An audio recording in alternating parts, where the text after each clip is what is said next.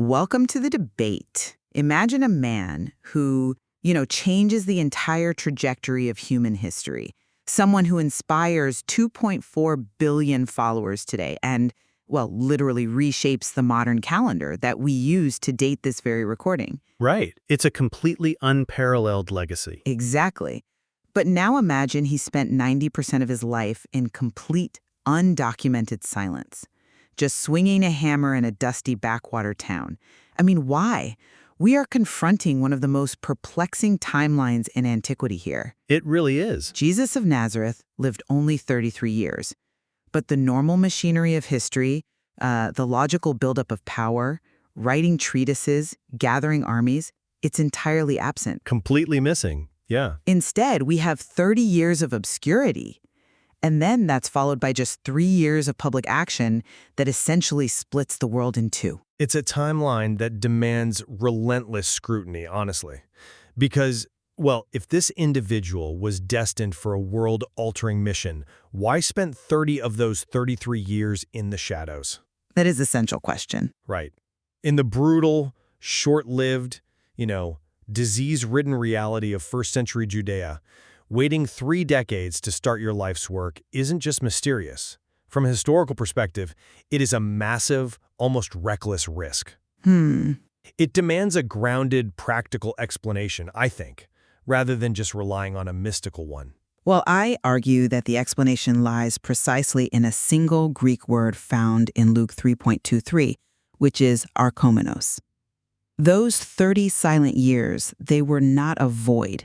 They weren't a delay or, a missed opportunity. You see them as intentional. Highly intentional. They were a deliberate, necessary theological and practical laboratory.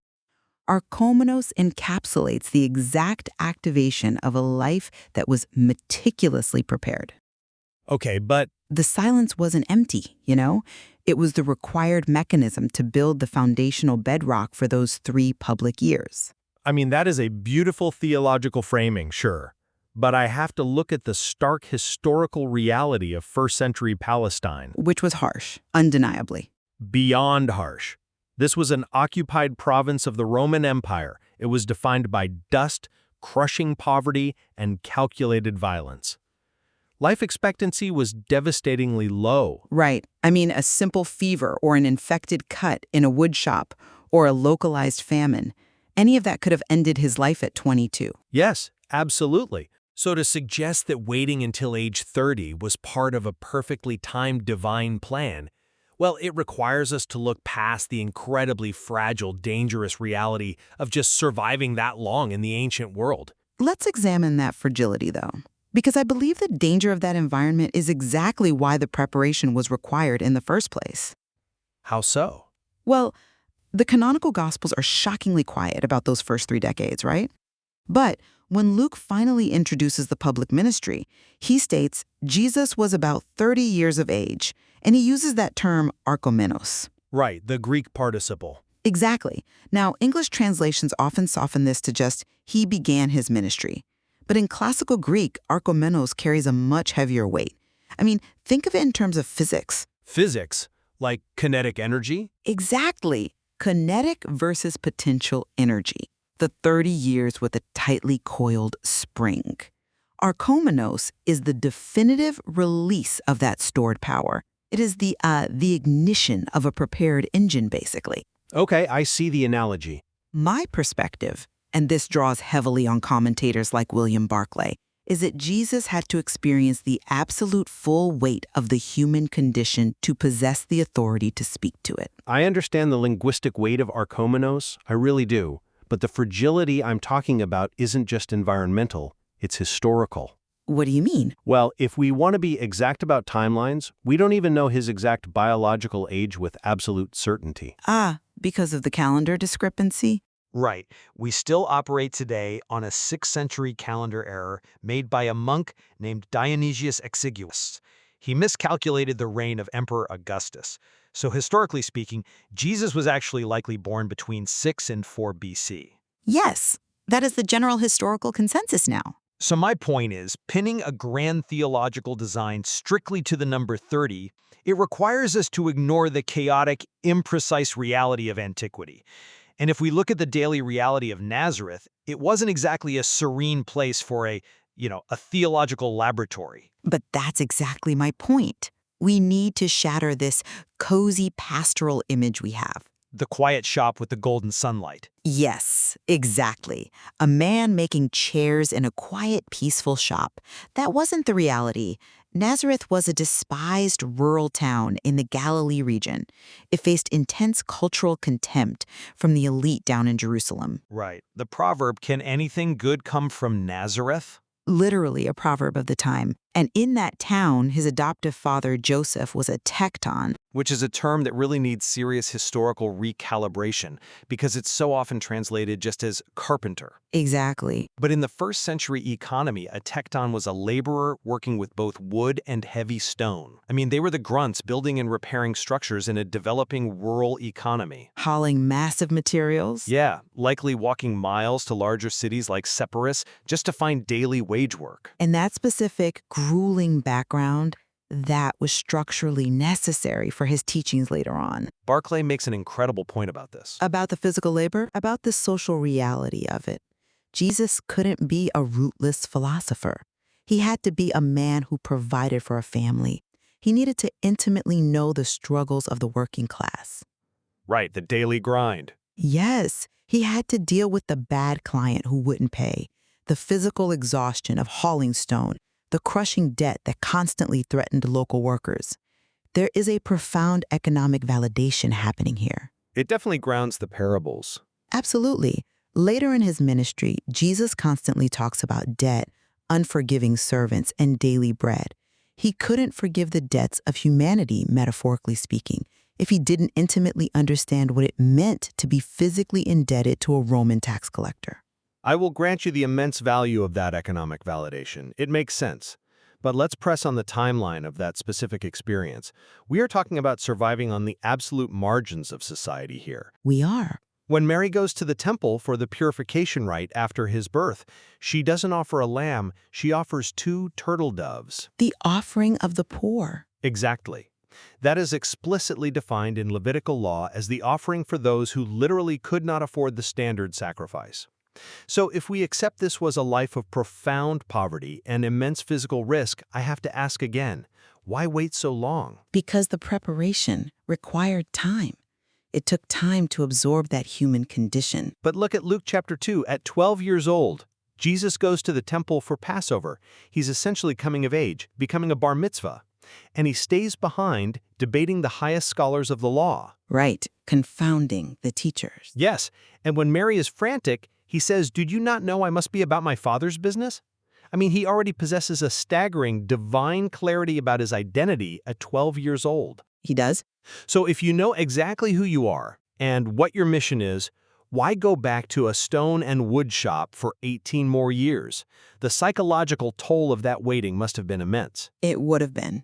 Which is why I simply don't buy that it was merely a preset divine clock ticking down to age 30. The historical trigger to finally move wasn't mystical in my view, it was sociological. It was the sudden emergence of John the Baptist at the Jordan River. So you see John the Baptist as merely a sociological trigger? Just a mass movement of repentance that sort of forced his hand? In a historical sense, yes. It provided the critical mass. But if you look at the text immediately preceding the use of the word archomenos, the baptism is entirely theological. It is the moment of definitive coronation. The heavens opening. Yes. When he emerges from the Jordan River, the text says the heavens open, and a divine voice speaks. And the words chosen there are incredibly precise. God says, "You are my beloved Son. In you I am well pleased." It is a very specific amalgamation of Hebrew scriptures. Precisely.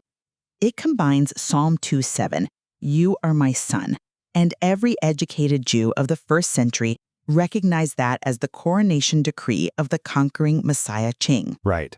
But then it pairs it with Isaiah 42:1, "In whom my soul delights," and that initiates the suffering servant passages. The prophecies written 700 years earlier. Yes, about a figure who bears the pain of his people and is crushed. So in that single, explosive moment at age 30, the identity of the conquering king and the destiny of the suffering servant are fused together. It's a massive paradox. It is. The cross and the crown were accepted simultaneously, that 30 years were the necessary psychological and spiritual preparation to accept that paradoxical identity. That is a very compelling textual argument for the dual identity, I'll give you that. But have you considered that you don't actually need a divine 700-year-old prophecy to end up executed on a Roman cross? Well, if we separate the theology from the sociology for just a moment, let's look at what he actually started doing at age 30 that got him killed in just 3 years. Okay, let's look at it. His message was an inherently explosive threat to the established power structures of both Judea and Rome. Because he was elevating the marginalized populations, the women, lepers, the poor, sex workers. Yes, elevating them, absolutely. But more importantly, he was bypassing the entire institutionalized system of first-century Judaism. By claiming direct access. Exactly. He claimed that any human being had direct, unmediated access to God. We have to understand how radical that was in that context. It dismantled the hierarchy. Completely.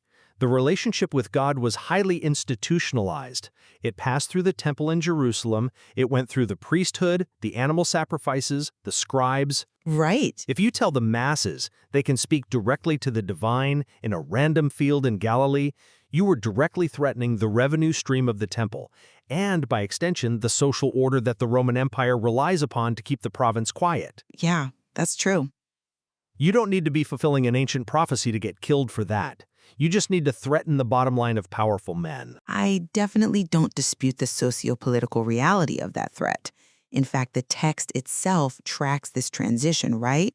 From rural teaching in Galilee to direct physical confrontation in the spaces of power. It escalates quickly. Very quickly. The preparation in the hidden years leads to the catalyst at the Jordan, which inevitably leads to the collision in Jerusalem. And the absolute point of no return is the cleansing of the temple. Right. And to understand why that specifically was a capital offense, we have to explain the temple economy. The court of the Gentiles. Yes. It wasn't just a place of worship. It was essentially the central bank of Judea. If you traveled to Jerusalem to offer a sacrifice, you couldn't use Roman coins with the emperor's face on them. Because that was considered idolatry. Exactly. So you had to exchange them for approved Tyrian shekels, and the money changers skimmed a heavy exchange rate off the top of that transaction. A massive markup. Huge. And then you had to buy a certified, unblemished animal directly from the temple priests. It was a massive, highly lucrative monopoly. And Jesus walks directly into the center of that economic engine. He physically overturns the tables, and he disrupts a sanctioned, institutionalized system, calling it a den of thieves. It was financial sabotage, in their eyes. Exactly. And this is the moment where the biblical text crosses directly out of theology and into verified hard archaeology. The physical evidence. Right. The men who conspired to kill him after that disruption, they are not mythical figures. We have the physical receipts. The Caiphas ossuary, for one. Yes. In 1990, during a routine construction project south of Jerusalem, workers unearthed a first-century burial chamber, and inside was an elaborately decorated ossuary, a limestone bone box inscribed with the Aramaic words Yosef bar Caiapha, Joseph, son of Caiphas. The exact high priest who orchestrated the trial? The very one. And then back in 1961 in Caesarea Maritima, archaeologists found a limestone block used in a theater, and it reads Pontius Pilatus, prefect of Judea. The man who ended this 33-year life left their actual names carved in stone. They did. And we really need to look closely at the brutal historical mechanics of how they ended it. Because we use the word crucifixion so often today, I think it loses its horror. It becomes just as simple. Exactly. Just a piece of jewelry. But this wasn't just a theological symbol back then. It was Rome's public communication system of terror. It was the ultimate enforcement mechanism for the Pax Romana. The Roman peace. Right, that overarching piece that was really just enforced compliance through the threat of utter destruction. They placed these crosses on major highways specifically to degrade, humiliate, and strip the humanity from anyone who challenged the state. And the physical reality of surviving that trauma points right back to his early life. Exactly. The medical realities are gruesome, but they matter here. It begins with the flagrum, a Roman whip laced with bone and metal, designed to strip skin and muscle. It induces massive shock. Yes, hypovolemic shock, a catastrophic drop in blood pressure due to massive blood loss. Many prisoners actually died before even reaching the cross. So yes, the physical resilience built during those decades hauling heavy stone as a tecton was likely the only reason he survived the scourging long enough to be nailed to the wood. That is a staggering thought. It is. But even then, the primary cause of death on a cross was progressive asphyxiation. The victim has to push up on nailed feet just to exhale. As the muscles cramp and fail over hours or days, the lungs slowly fill with fluid. Which makes the timeline of his death on the cross highly unusual. Extremely unusual. The Gospels record Jesus dying in roughly 6 hours. It was so fast that the Gospel of Mark notes Pontius Pilate was actually surprised to hear he was already dead. Right. And the medical anomaly continues with the spear thrust into his side by a Roman soldier to confirm death. The text says it brought forth blood and water. Modern medical pathologists suggest this perfectly describes the piercing of the pericardium. The saccare on the heart. Exactly. It can fill with clear, watery fluid after severe trauma, like a scourging. It's a really striking alignment between ancient text and modern anatomical knowledge. It is staggering. But let's look at the ultimate paradox of this whole event. You brought up the ossuary of Caiphas earlier. Yeah, the high priest. We know from history that Caiphas managed to stay in power as high priest for 18 years, which is an extraordinarily long tenure under Roman occupation. He knew how to play the political game. Exactly. He survived that long because he was a master pragmatist.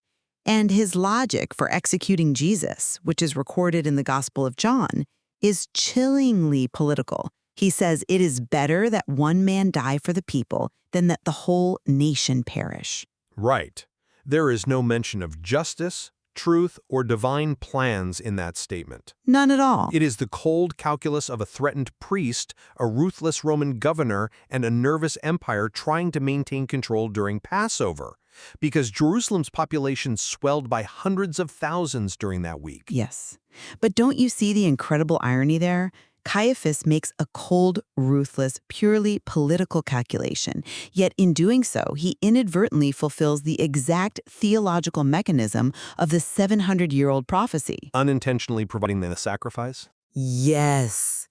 He acts out of political self-preservation and accidentally provides the ultimate sacrifice he was actively trying to prevent, which brings us to the synthesis of this entire debate. How so? Well, when we ask, why only 33 years? Why those 30 years of silence? We are really looking at an intersection of multiple dimensions. You focus heavily on the historical dimension. That he was politically inconvenient to powerful people. Right. The prophets of empire always die young. They do. It's the historical inevitability of his actions in that specific, volatile environment. But I won't ignore the symbolic resonance of the timeline either. The number 33? Yes. The number 33 holds an incredible density of meaning across human history. You have 3 years of ministry, 3 days in the tomb, the concept of the Trinity. It's woven throughout the narrative. Even anatomically, there are 33 vertebrae in the human spine.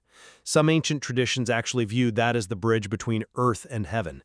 Wow, that's fascinating. You can argue about whether humans just naturally seek out patterns to make sense of tragedy, sure. But the symbolic weight of that number in this specific story is just undeniable. And underneath the history and the symbolism is the theological mechanism. In this view, he was the paschal lamb, the grain of wheat that must fall into the earth and die to produce fruit. The mechanism of the mission itself. Exactly. His death wasn't a failure of the mission, it was the mechanism of it.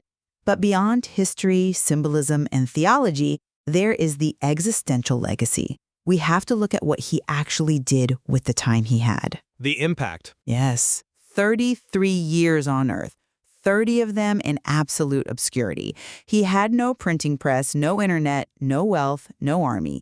He spoke a dialect of Galilean Aramaic that is virtually extinct today. And yet the legacy is an undeniable empirical fact of history. Exactly. I mean, the philosophical foundation of universal human dignity, the idea that every single person has inherent worth, it traces directly back to a 3-year ministry that elevated the marginalized. The hospital systems, the charities. Yes, the concepts that eventually built modern hospitals, the idea of charity, the medieval university system, they all sprouted from the worldview taught in those 3 years. It is a profound historical footprint. It is.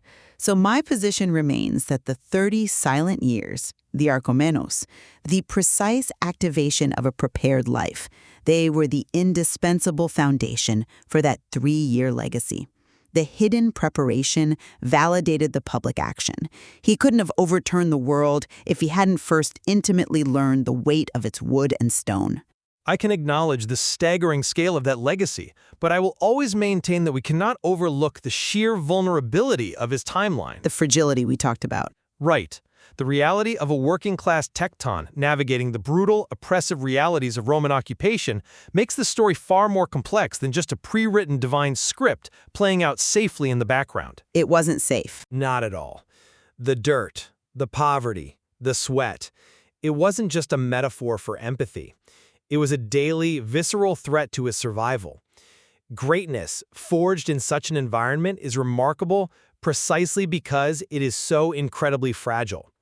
If the timeline had snapped at age 25 from a localized famine, history remains unaltered. That fragility might be the most compelling part of the entire historical record, honestly. We are left looking at a life severely divided between decades of absolute anonymity and then a brief window of blinding historical impact. It's a stark contrast. It is, and it brings us back to where we started. We are conditioned to look at history and demand clear, linear paths to power.